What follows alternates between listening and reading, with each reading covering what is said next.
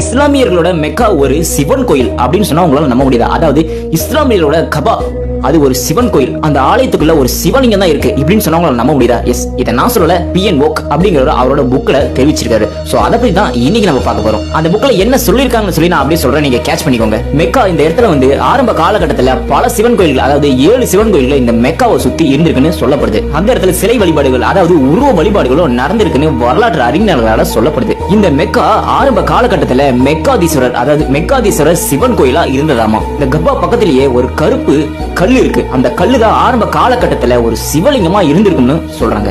ஆனா இஸ்லாமியர்களால அந்த கல் என்னன்னா சொர்க்கத்திலிருந்து எடுத்து வரப்பட்ட கல்லுன்னு சொல்லப்படுது. இந்த கோயில இந்து மன்னனான விக்ரமாதித்யன் அப்படிங்கிற ஒரு மன்னரால தான் இந்த மெக்கா கோயில், அதாவது மெக்காதீஸ்வரர் கோயில் கட்டப்பட்டதுன்னு சொல்றாங்க. அதாவது 12 ஜோதி லிங்கங்களான சிவன் கோயில்கள்ல இதுவும் ஒரு கோயிலா, அதாவது மகாதேவ் கோயிலா இருந்திருக்கலாம்னு சொல்லப்படுது. இங்க இஸ்லாமியர்கள் தலையில